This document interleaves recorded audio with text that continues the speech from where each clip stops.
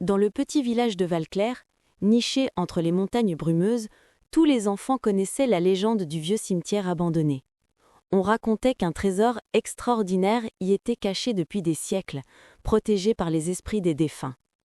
Mais personne n'osait s'y aventurer, surtout après le coucher de soleil. Léa, une fillette de 11 ans aux cheveux roux et aux yeux pétillants de curiosité, n'avait jamais vraiment cru à ces histoires.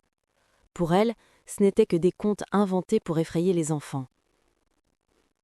Un après-midi d'automne, alors qu'elle explorait le grenier de sa grand-mère, elle découvrit une vieille malle poussiéreuse.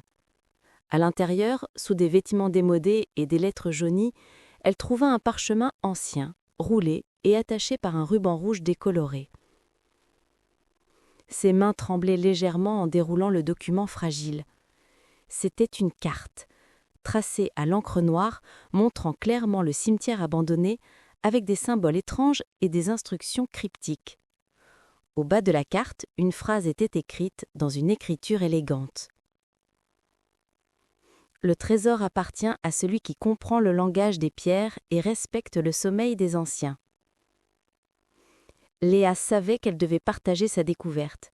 Elle courut chez son meilleur ami Thomas, un garçon timide mais intelligent qui adorait résoudre les énigmes. Ensemble, ils examinèrent la carte pendant des heures, notant chaque détail, chaque symbole mystérieux.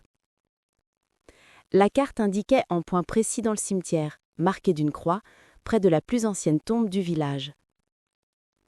Le lendemain, armés de lampes torches, d'un carnet de notes et de beaucoup de courage, les deux amis se dirigèrent vers le cimetière. Le soleil était encore haut, ce qui les rassurait un peu. Le portail en fer grinça sinistrement lorsqu'ils l'ouvrirent.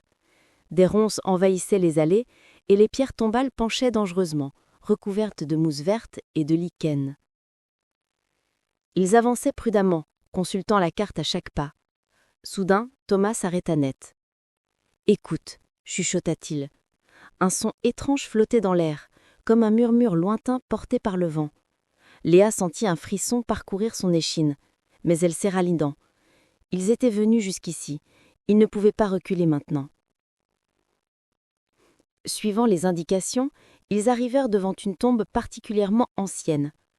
La pierre était gravée de symboles identiques à ceux de la carte. « Le langage des pierres », murmura Léa en se souvenant de la phrase mystérieuse. Elle s'agenouilla et commença à examiner les symboles de plus près. C'étaient des chiffres romains, mais disposés dans un ordre inhabituel. Thomas sortit son carnet et commença à noter.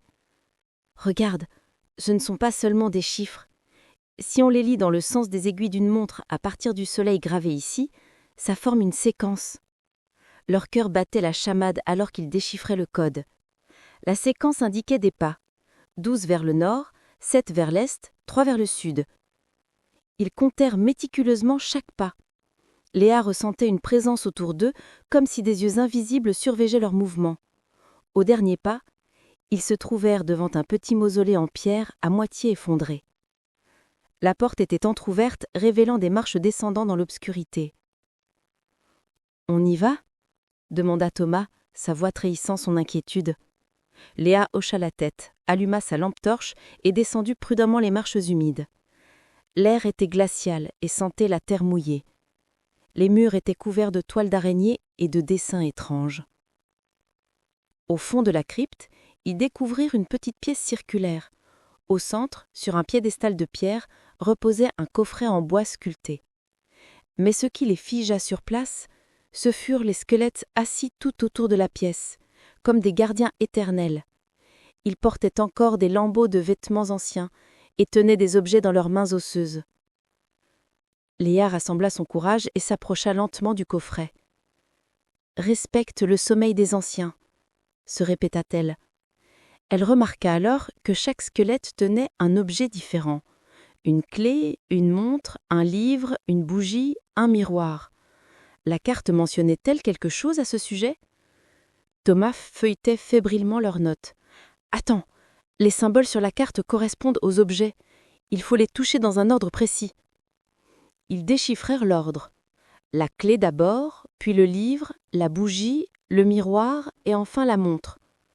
Avec une délicatesse infinie, respectant le repos de ses anciens gardiens, Léa toucha doucement chaque objet dans l'ordre indiqué. À chaque contact, un léger clic résonnait dans la crypte. Lorsqu'elle toucha la montre, le coffret s'ouvrit tout seul dans un grincement mécanique. À l'intérieur, il n'y avait pas d'or ni de bijoux comme il l'avait imaginé. Il y avait un livre ancien magnifiquement illustré, des lunettes en cristal et une lettre. Léa ouvrit délicatement la lettre et lut à voix haute. « Le véritable trésor n'est pas fait d'or, mais de savoir. Ce livre contient l'histoire oubliée de notre village, nos traditions, nos secrets de guérison et la sagesse de nos ancêtres. Celui qui le trouve devient le gardien de notre mémoire. » Léa et Thomas se regardèrent, les yeux brillants d'émotion. Ils avaient découvert quelque chose de bien plus précieux qu'un trésor matériel. Les lunettes, expliquait la lettre, permettaient de voir des inscriptions invisibles dans le livre, révélant encore plus de connaissances.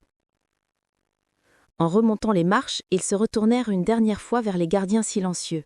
« Merci » murmura Léa. Et à cet instant, une brise douce traversa la crypte, comme si les anciens approuvaient. De retour au village, ils présentèrent leur découverte à la bibliothécaire, Madame Dubois, qui pleura de joie en voyant le livre ancien. « C'est le manuscrit perdu de Valclair. On pensait qu'il avait été détruit il y a 3 siècles. » Le livre fut placé dans un endroit d'honneur au musée du village, et Léa et Thomas furent nommés jeunes gardiens de l'histoire. Les villageois cessèrent d'avoir peur du vieux cimetière.